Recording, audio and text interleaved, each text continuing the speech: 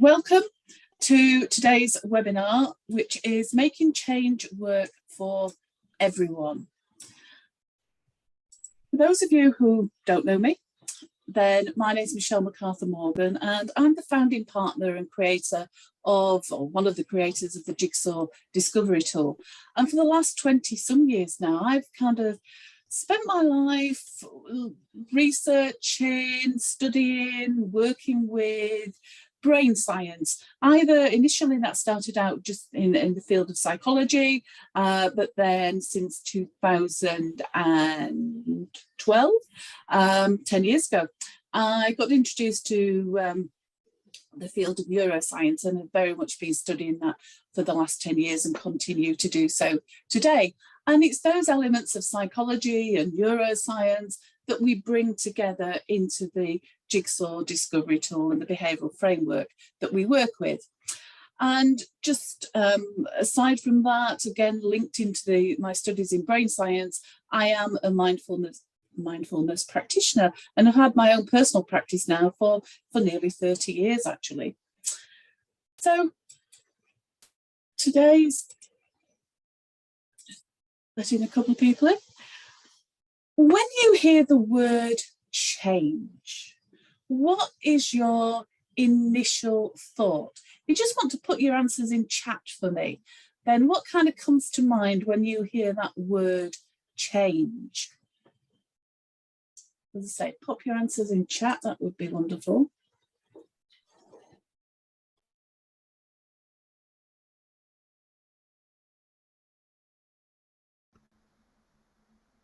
Growth, yeah.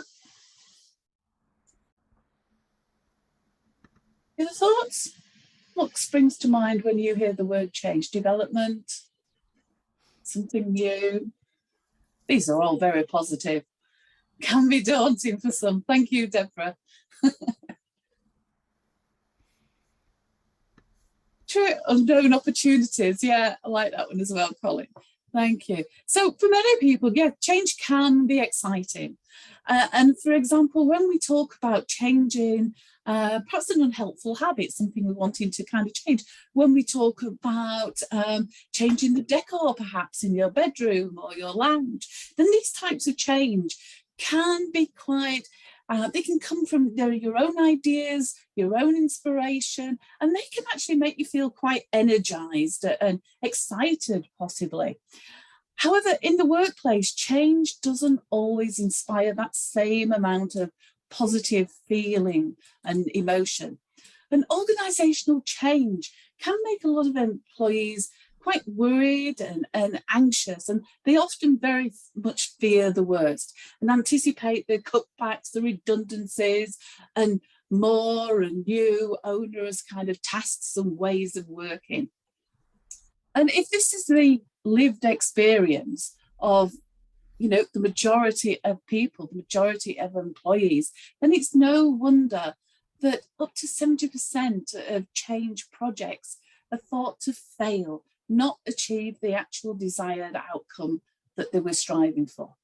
But organisational change doesn't have to fail if leaders just take a little bit more time to consider the lived experience of their employees. And through insights and understanding and applying insights into brain science, the awareness of behavioural preferences of team members, then they can actually give people everything they need to engage and embrace with the change and make it work for everyone, because that means employees will feel more in control. They'll have increased involvement during the change and leading to the likelihood of more successful implementation.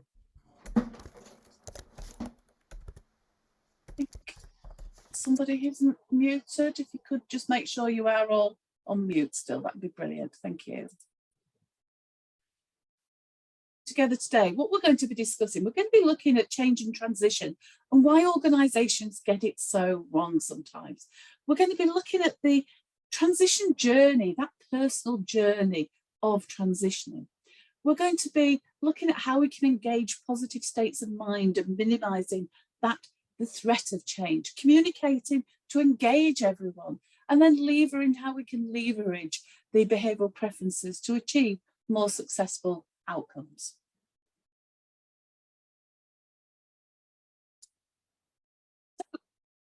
transition are two words which are often used interchangeably, but they are very two different things. So again, using chat, how would you define change and how would you differentiate it from transition? So just pop your thoughts in chat for me, that'd be great.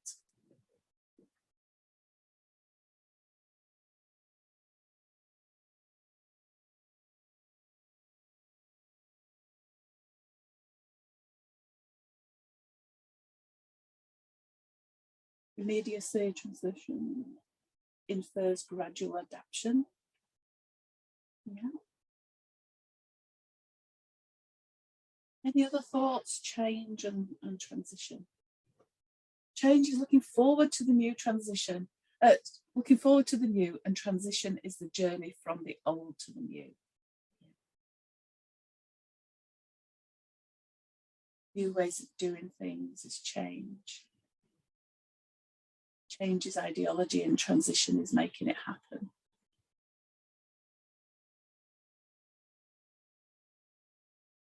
Share with you our thoughts on the differences in change and transition. We take the view that change is external, the motivation, the drivers, the processes, the things that are external to us as an individual. They take place at that organizational kind of team level.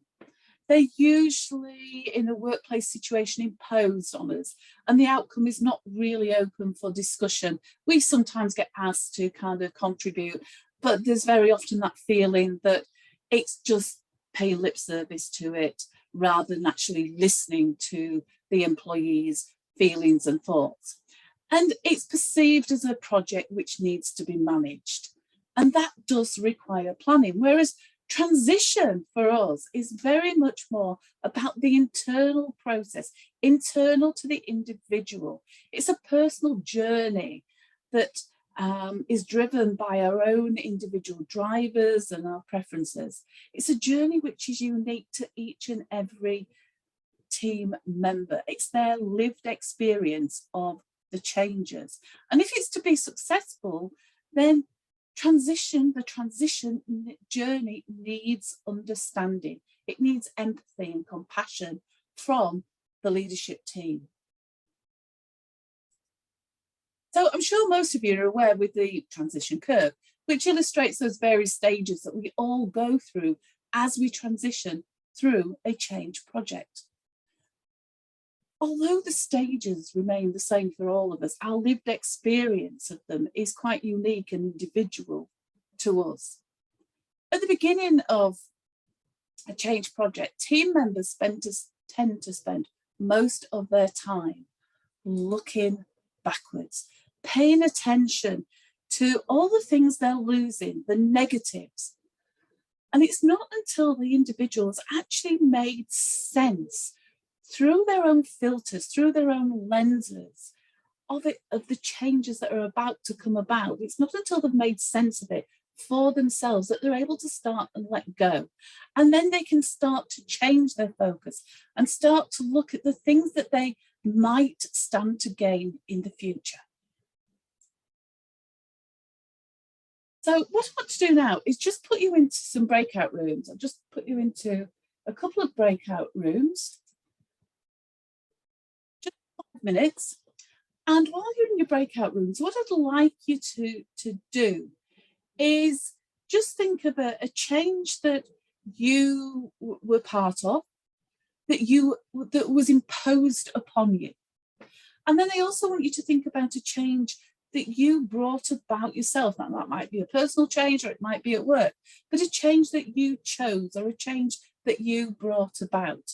And then in your breakout rooms, what I'd like you to do is just discuss your lived experiences of those two transition journeys and try and relate them, how you went through that transition journey to those various stages of shock, denial, losing control, letting go, testing, learning, and then accepting and growing.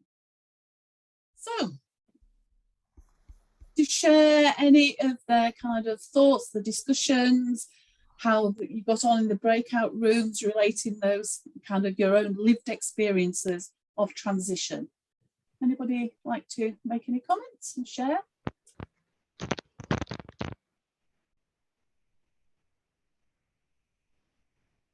Please unmute yourself if you do, that's absolutely fine.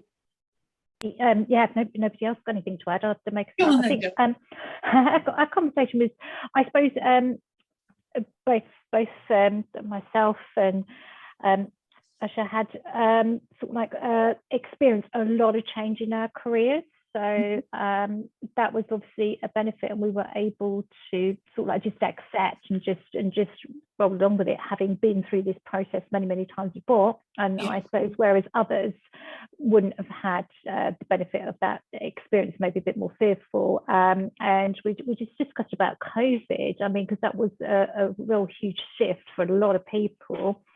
And just being able to put that into perspective, that, you know what, everybody else is in the same situation, and just being sort of like quite objective about it.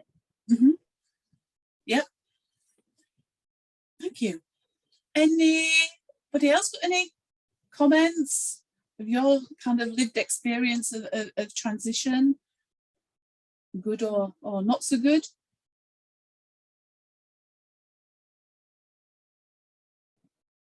I'll just add something, obviously something me and Joanna discussed as well, is that obviously organisational changes are sometimes things we can't control. So sometimes we can oppose them only because somebody's changing the way you're used to working, and you get accustomed to your way of working, and then all of a sudden you've got this big change happening. So you can find that difficult because that change is made by somebody else. And obviously, we also discussed about when we make our own personal changes, obviously that's more accepting, because obviously they're changes that we personally want to make. So it's when that change for you is sort of like directed from somebody else. I think that's where you get a little bit, you know, but yeah, we do move along with changes. I mean, we've gone from Android phones to iPhones, and if you look at technology and, you know, how digitally switched everybody is and how everybody communicates today in the modern world, if that's what we want to call it, it's very much different to what it would have been 40 years ago. So change is always about, but if somebody else is making that change for you, you'll want to question that, and you might want to, you know, fight it a little bit, but that change is still going to happen. So with me, that change, I've become more accepting of that change within an organised, in a working environment, because it's not something I can control. I just roll with it. Yep. Okay. It's absolutely fine. And it is always much more difficult when we do feel, because we're losing control, and that's something we're going to look at. And it is the role of leaders to actually support us and give us the individual support that we need to actually help us journey through that transition, to make sense within our own world, within our own filters, align it to our own values and beliefs as speedily as possible. But obviously that, when I talk about speedily as possible, that's very different, you know, for every individual person. So one way of helping leaders to have greater awareness and understanding of that kind of experience, the lived experience of transition, is by them having that increased awareness of individual team members' behavioural preferences, understanding of individuals' values of their team members. And that's something we're going to come back to later in the actual webinar. But for now, what I'd like to do is just share with you Jigsaw's visual representation of how the 4 behavioural preferences experience transition. And it helps us to identify those key stages that as leaders and organisations we need to actually focus on for each of the 4 behavioural preferences. So the Jigsaw, and I appreciate that you're perhaps not as familiar with the Jigsaw model, but the Jigsaw model, basically we focus on 4 basic behavioural preferences. Now, you'll see later they've actually got their own names, but As you can see, they're related to colours, so we'll just simply at this point talk about the red, yellow, green and blue. People have a higher red preference, despite their claims that, you know, because they tend to be not somebody who displays their emotions as easily. And they will tend to tell you that, you know, they welcome change, they thrive on change, they don't go through denial, etc. But they do. They actually, even at an unconscious level, will deny their actual feelings and emotions. But they tend to move very quickly into that kind of re-engineering stage, focusing on that high level of planning, which helps them to actually, you know, accept the changes. Now, the other factor that we need to just have an awareness of is that very often the people who are driving the change, our leaders in organisations, tend to have a higher red preference anyway, and they tend to be the ones who are driving the change. So we can kind of understand how they can quickly go into that acceptance and are almost on to the next change, while some of us are still kind of catching up and working our way through the transition of the existing change project. People with a higher yellow preference. Now, the key stages to be aware of here, first of all, is they want to explore the opportunities, the possibilities. So when a change is announced, they will go in search of the opportunities, the possibilities that this change will present. They're quite excitable and they'll bring energy to the project. Now, the danger can be that if we announce the changes but don't make those opportunities and possibilities visible, because the yellow preference will still continue to look, to go in search. And if they can't find opportunities internally, then they may start to, well, look outside of the organisation. This is something that is a particular issue at the moment as we kind of come out of the pandemic, and people are kind of, some organisations wanting to go back to work, and perhaps not everybody is wanting to go back to work. So people are starting to look at their options, their possibilities, their opportunities. But once those opportunities have been identified, then the yellow preference starts to work, use all their innovative, creative, kind of to find new solutions, to find new ways of doing things. And enjoyment is a key driver for the yellow preference. So it's really important that we encourage them and allow them to celebrate those small wins as they go through, because that will keep them energized and motivated towards a change. Now, people with a higher green preference, they will spend time in that emotion stage. And usually when we're talking about organizational enforced kind of, or that feeling of enforced kind of change, then it's often feelings of being angry and perhaps resentful towards the changes and to the people that are even driving the changes. And they're focusing very much on what they stand to lose. They're pushed way outside their comfort zone, because people with a higher green preference, they like the certainty, they like stability. So leaders have to find a way to help them to achieve that comfort, to be able to stretch their comfort zone. And so they can once again return to feeling comfortable. And then once they've felt they're back within that kind of, they've got some element of control, they're feeling more comfortable, then they move towards that contentment and the change then becomes a norm. Now, our blue preference people, they probably remain in the denial, the resistance stage for the longest period of time. And they will remain there until they can actually validate the changes, make sense of the changes within their own reality.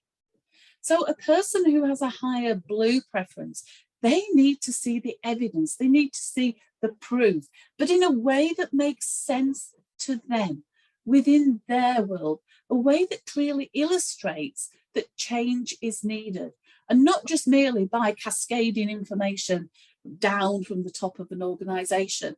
That is not going to be sufficient. But once they have validated the change for themselves, then again, they get in there, they're ready to engage with the change, they're ready to get to play their part in the implementation. And we're going to be looking at those different roles as we go through.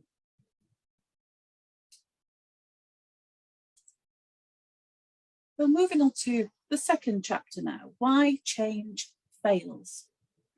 Now, there are many factors that drive change within our organisations: technology, world events such as the pandemic, for example, financial factors, mergers, new ownership, etc. The list goes on. And in many instances, though, the driving forces are not that important, because as employees tend to feel that they have little or no control over the changes, well, it still results in fear and anxiety. And it doesn't really matter what the reason behind the driver of that change is. Now, if you've attended some of our previous webinars, you'll have heard me speak on many occasions about the brain's organising principle and how the brain manages and processes up to 11 pieces of information per second. The brain actually processes information at the speed of a racing car. So that's between 150 to 220 miles per hour, I am told, the speed of a Formula One car. So in order to manage this huge volume of information that our brain is absorbing and is processing every single second, then it needs to have a very simple organising principle. And that organising principle is quite simply, every piece of information will be either categorised as a potential reward. So that's something that we want, something that will be of benefit, something that will be pleasing to us, or something which is a potential threat. And anything which is not a clear reward will be automatically classified as a threat. Now, in order to keep the human race safe and ensure the survival of the human race, then the brain has a natural negative bias, which means that when we're faced with uncertainty, the unknown of a change project, we'll automatically focus on the negative of the situation, all the potential threats. And again, it's worth noting that the brain doesn't actually differentiate between a real threat and a perceived or potential threat. And negative bias shows up in all aspects of our lives. We always pay more attention and give more weight to the things we perceive as being wrong or negative than the things that we perceive as being good. You just think about if you kind of meet somebody for the first time and think about the lasting kind of impression that you take away. If there's been something that doesn't quite add up, that doesn't sit right with you about that person, that's a thing that you will take away, your lasting memory, if you like, or your lasting impression of that individual. You'll overlook and forget about all the things you liked about that person, but we focus in on those negative aspects. And this is all part of our innate survival system. So when it comes to organisational change, there's obviously going to be a mix of kind of negative and positive consequences, but our innate negative bias will focus our attention and give far more weight to all the possible negative outcomes. And then our mind does what it always does. And certainly in the absence of sufficient information and lack of the appropriate type of support, our brains build huge monsters. And we imagine the worst possible case scenarios. And that all the time is adding to our fears and our anxieties.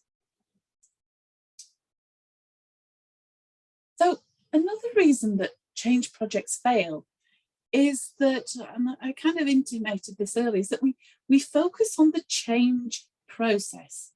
We focus on the tasks which need to be done and the steps which need to be taken in order to implement those changes. But for change to be successful, our main focus and energy should be really more on the lived experience of employees as they go through that transition stage. People have got different ways of taking in information, different ways of making decisions. They need different types of information. They're motivated and energized in different ways. They've got different communication preferences, different behavioral preferences, and so we go on. And when we think about all these differences and we take them into consideration, it makes perfect sense that team members' needs and wants aren't all going to be the same. And we need to, in the way that they find out about the change, the way that they make sense, the way that they process the changes, and the way that they actually go on and respond to the changes. So we need to focus much more on that lived experience of the individual. And this is again where having those increased understanding of brain science and behavioural preferences can help leaders to manage change much more effectively.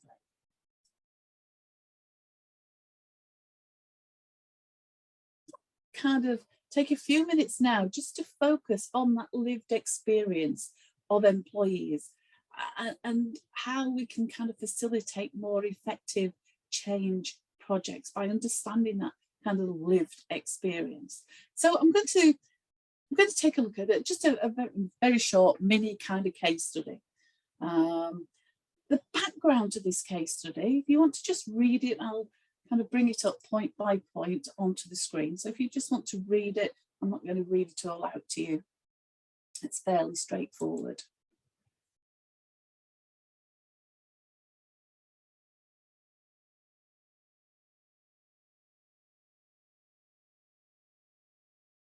So due to obviously the time restrictions today, we're just going to do this really quite quickly, but we're just going to concentrate and look at the thoughts and ideas of a couple of employees. So the first person I want to introduce you to is Anna. These are Anna's thoughts. And again, I'll leave you just to read these.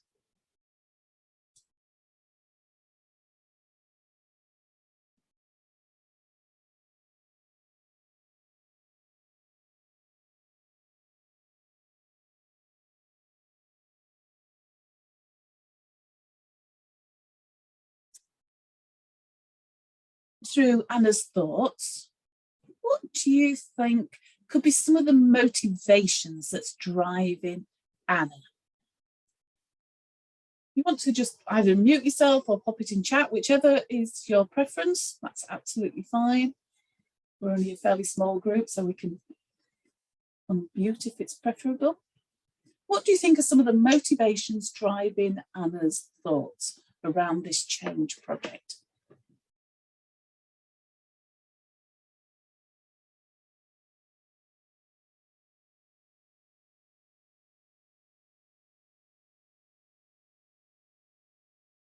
Any thoughts?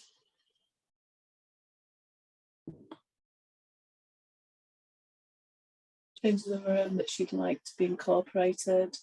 Yeah, she seems to be ambitious. Is my mic working now? It is, Deborah, yes, thank you. Right, I'm fiddling around for the last 35 minutes. Anyway, she's possibly excited, as you've used that word, about maybe a promotion? Yeah, absolutely. The opportunities, the possibilities, the improvements, that freedom and variety to kind of shine and do things differently, very much kind of, she looks like she needs a new challenge at work. Yeah, absolutely. So what do you think leaders then need to be aware of and think about when it comes to providing the right kind of, I'm calling it support, and please, support is in its very broadest kind of sense, to actually support Anna through her transition journey and make it a pleasant journey, to keep her focused on towards the change? Any thoughts or ideas of some of the things? She's enjoying the work, and that's a good thing. Yeah, absolutely. Yeah, that enjoyment is an important part of it. Perhaps keeping her close to the energy. Yeah, get her involved, I would say. Get her involved, yeah, absolutely. Engaging with her, that's it, engaging with her ideas, giving her that freedom, perhaps, to develop her ideas. So if we look at the second person, introduce you to Paul. Now, again, I'll bring the points up one by one. So if you want to have a look, read through and familiarise yourself with Paul's thoughts.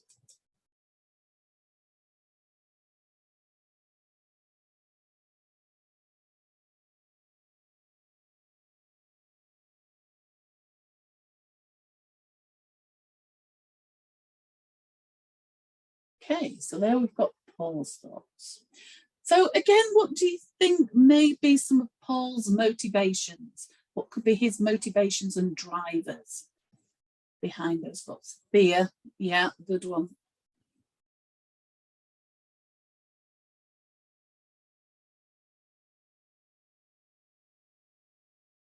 Needs processes, yeah, absolutely. Doing things the correct way, perhaps even a bit of that kind of professional reputation, maybe that fear that, you know, things are going to go wrong, people won't be following the rules, that they'll be taking unnecessary risks, that they'll be rushing into things. And that whole kind of thing around professional reputation could well be some of the driving forces behind this. So again, what do you think that leaders, how can they best support Paul through this through his transition journey, do you think? Any thoughts about that?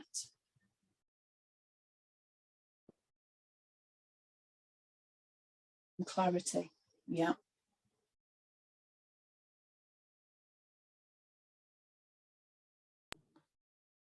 Yeah, he wants the detail of when things will be done and why. Absolutely, yeah.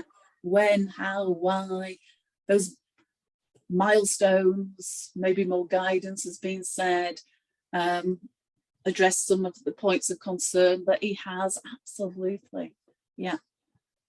So knowing what we know now, and as I say, I'm going to just give you a flavour for this. If we were doing this in a kind of a workshop situation, we would have a much longer session on this.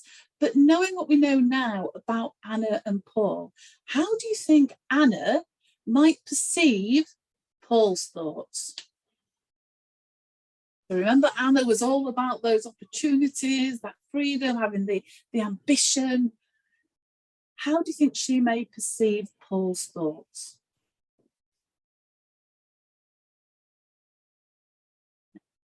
Stuck in his ways?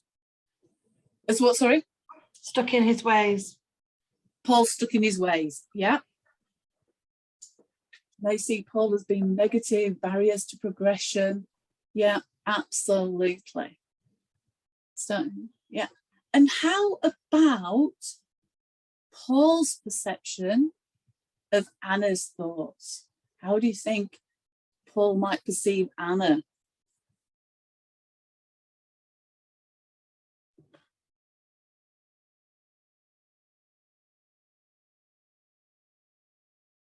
There. Probably a bit gung-ho. Gung-ho, yeah, absolutely. Not thought through enough, that's right. Doesn't focus on the kind of the detail. Absolutely, perhaps bouncing about a bit all over the place, uncontrollable perhaps. Now, are those perceptions helpful?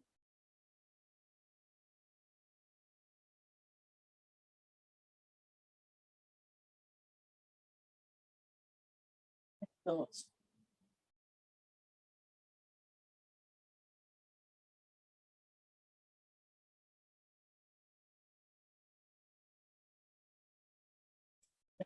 Both have valid opinions. Thank you, Joanna.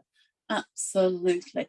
They are not very helpful. They're certainly not showing any empathy and understanding of those different lived experiences that Anna and Paul have.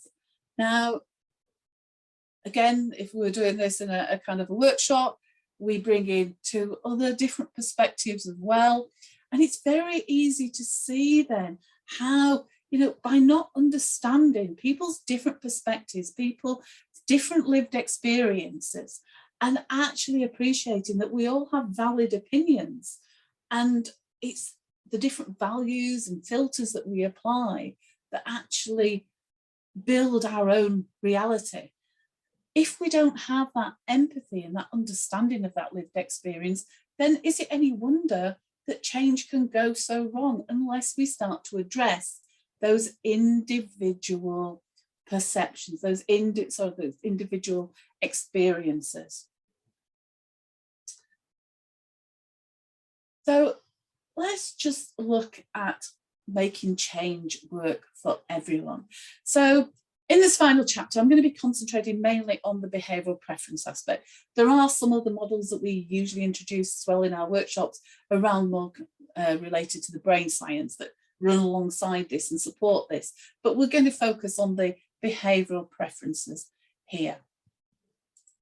So just a kind of a bit of a recap there. What you can see on screen are some of the kind of roles and responses to change that the 4 different, and please just see them as red, yellow, green and blue. The Ever Ready, Ray of Sunshine, Carey and Mr. Huey Blue are our character names that we use within the Jigsaw framework. But you can see the different roles that each of those 4 preferences take on. The reds, as I say, often the generators, the drivers of the change. They're prepared to kind of take risks. They jump into the unknown and adapt quickly to those ongoing changes. Whereas our Ray of Sunshines, they bring that innovation, that energy, that enthusiasm, and are quite influential because they tend to be quite popular individuals in an organisation. Carers, a little bit more reluctant to leave that comfort zone. They're very loyal to people and the things that are important to them. They're willing to follow others. They're willing to let others take the lead and they will follow. And their big concern is about the welfare of people. They'll offer support to help other people. And then we have our blue preferences that we've already said, they need the evidence in order to make sense of the change and to be able to move forward and embrace the change. But they then will go on and they will provide those very detailed, lower level implementation plans and instructions that people will need to help them actually introduce the changes. They're very good at seeing tasks through to an end. They don't run out of stamina or interest. They want to see things through to the end. Very kind of methodical in their approach. So that's the kind of where people tend to focus and the type of roles that they can when they're playing to and are allowed to play to their behavioural strengths. So if we now start to think about, okay, so let's just take as an example our green. If you were going to offer support, and again, using support in the broadest sense to team members who had that green preference, what do you think that you, as let's say their team leader, could actually do to facilitate that transition journey of theirs? Any thoughts? How could you start to engage them and get them on board? What specific kind of things could you perhaps do? Any thoughts? Please feel free to unmute again or type in chat.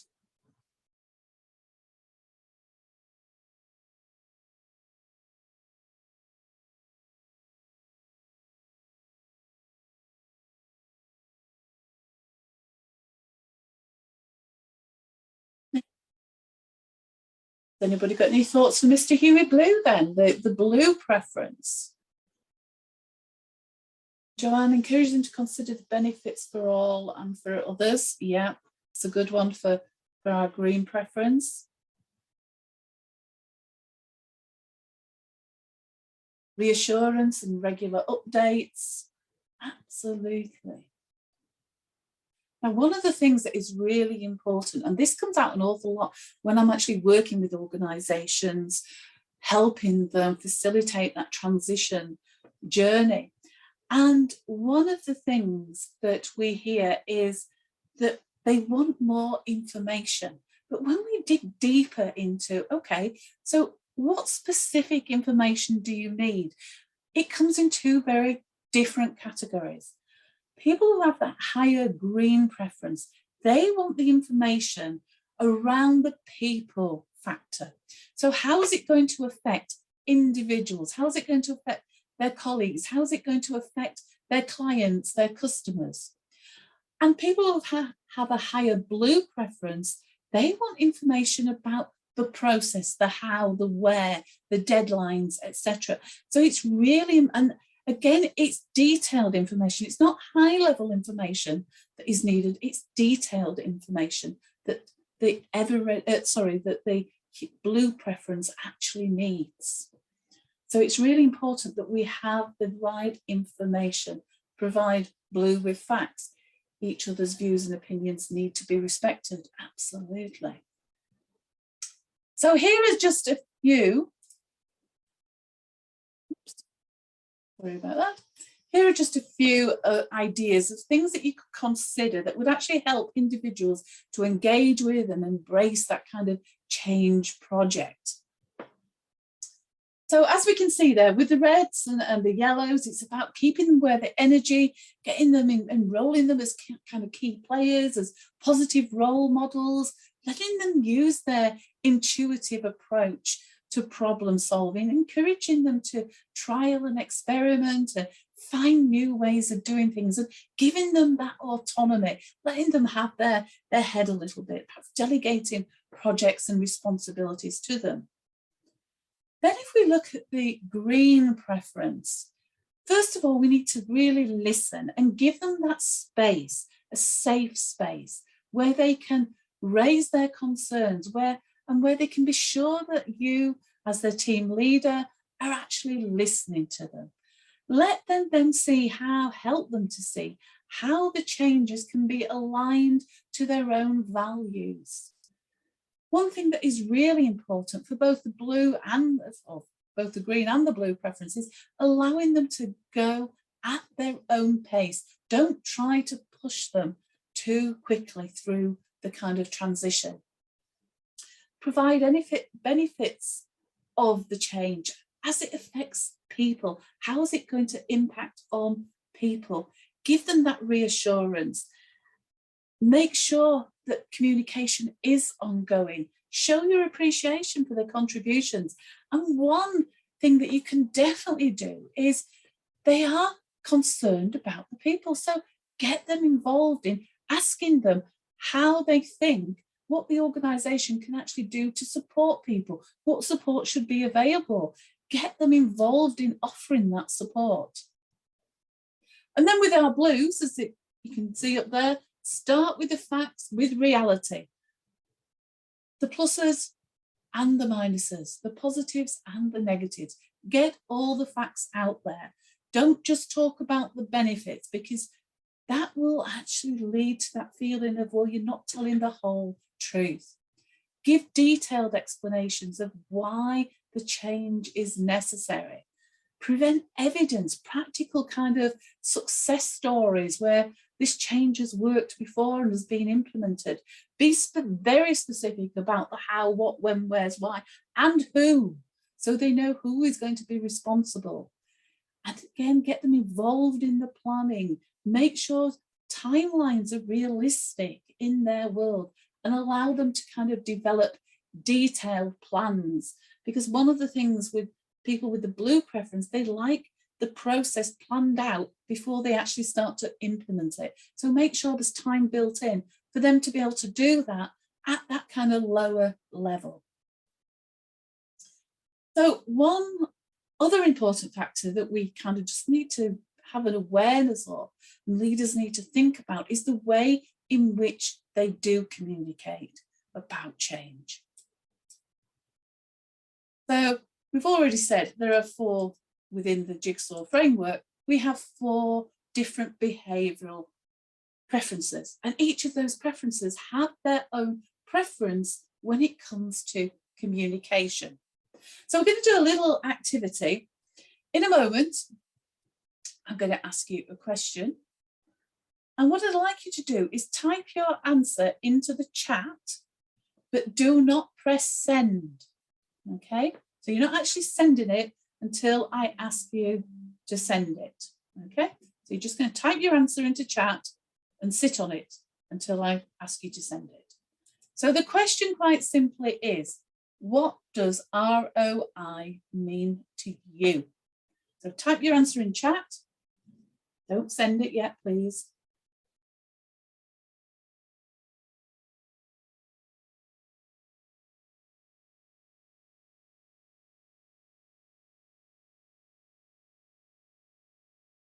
Okay, can I ask you now to press send?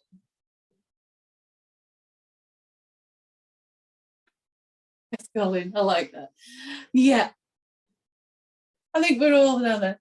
It's return on investment, the value of what we are doing to the organisation relative to our investment. Exactly what I expected to see.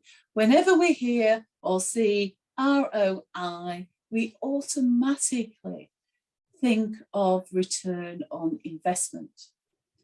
Now, knowing what we know now about the 4 different behavioural preferences, which one of those red, yellow, green and blue preferences will naturally relate to and engage with return on investment?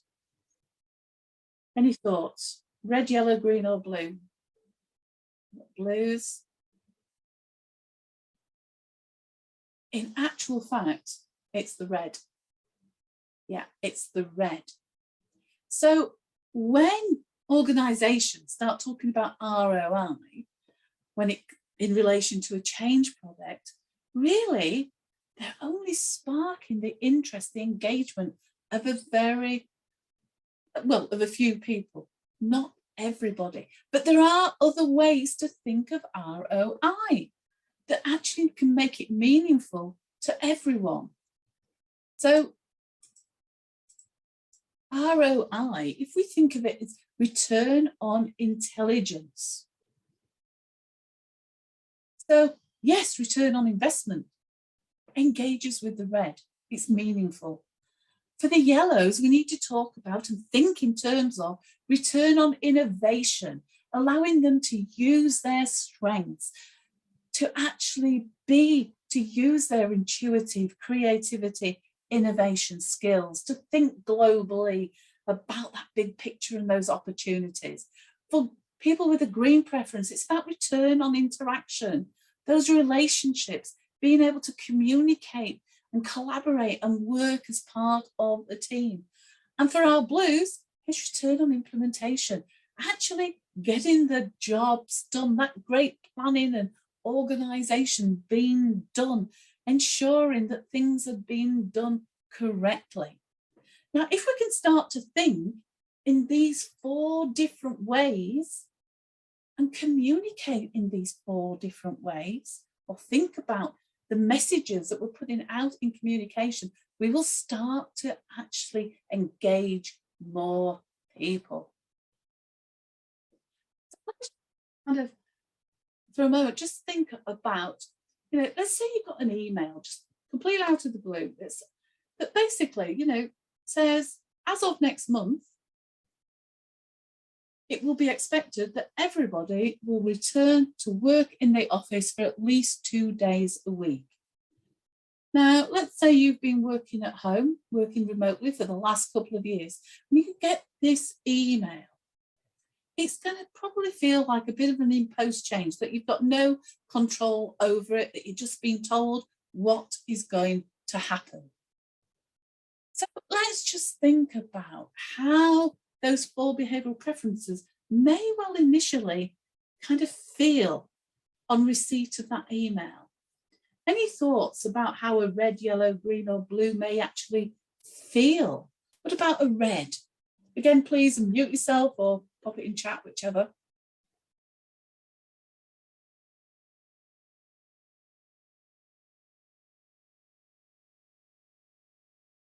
Somebody with that red actually feel getting that email.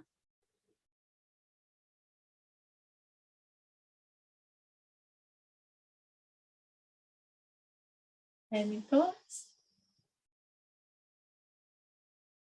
It could be that they feel that they are being told, and reds do not want to be told what to do.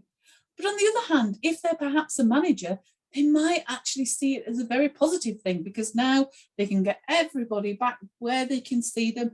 It's easier to manage and control their team if they're actually physically with them, may well be their response. The yellow, they may be concerned about losing their freedoms, their independence. Greens, it might be a bit more of a mixed response.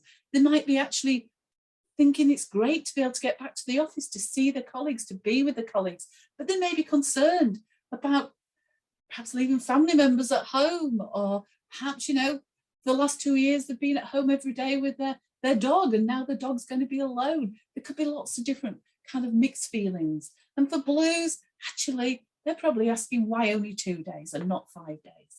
So we can start to anticipate possible reactions when we actually understand and know more about our team members. But then we can actually start to think about how we're going to use those 4 different intelligences as tools for messages. What is the right kind of message that is going to hit home and motivate and engage the red, the yellow, the green, or the blue to actually return to work those 2 days and actually embrace that return to work? So it could be from making financial sense, it could be the fact of having those opportunities for collaboration and innovation, great team working. It could be the fact that it makes it much easier, you know, to do the work in the workplace. Having everybody on hand for expertise, having people on hand that you can actually ask help from and things like that. So it's thinking about what are the appropriate messages. And this is where it becomes really important that we understand and know our team members, not only in terms of behavioural preferences, but their drivers and their lived experience of the change project, the transition journey. So as we come to kind of close, just the key kind of points here, you know, we need to focus more on that lived experience of team members, empathise with how they're experiencing the transition journey. We need to get to know and understand individual team members' behavioural preferences and their drivers and motivations. We need to involve team members from the beginning, communicate earlier than perhaps we sometimes feel is necessary, get them involved as early as possible, allow them to draw on their strengths and their talents and their expertise. We need to remember that the transition journey is unique to each one of us, and the onboarding and engaging individuals with the change projects needs to be done at a kind of more individual kind of level. And lastly, as we've just kind of discussed, we need to communicate, bearing in mind ROI can mean more than just return on investment. That brings us to the close of today, and the end of our time together.